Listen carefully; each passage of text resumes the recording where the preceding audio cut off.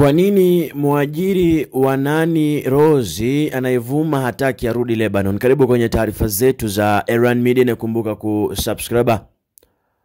Bosi wa Roslyn Rosi Atieno ametoa video inayoeleza kwa nini hataki msaidizi huyo wake wa nyumba arudi Lebanon kwa sasa.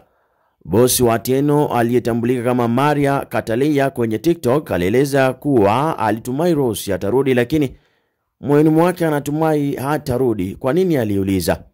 Kweli Maria ni mtu wa kibinadamu kabisa. Bila shaka anatumai atarudi, lakini sidhani hivyo.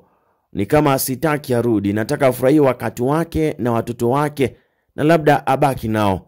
Mwanamke huyo wa Lebanon alisema katika video ya TikTok ambayo imekusanya zaidi ya watazamaji milioni 2.4 na kupendwa zaidi ya likes zile 106,000 katika saa 24 baada ya kuchapishwa. Mama huyo wa watoto wanne aliendelea kuongeza, kama ningekuwa yeye ningebaki Kenya na watoto wangu, nisingerudi Lebanon, lakini ni juu yake. Maria aliendelea kueleza waziwazi kwamba anahisi video yake ya mtandaoni inaweza kufungua milango kwa fursa bora kwa Rosi nje ya Lebanon. Nina uhakika baada ya video hii mtandaoni ataweza kupata fursa nyingine bora kuliko kurudi Lebanon, mwajiri wa Rosi alitoa maoni.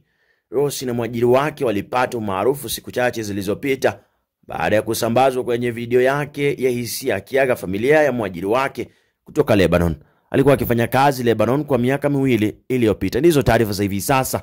Naweza toa maoni yako hapo kwenye comment section. Hii ni Erwan Media.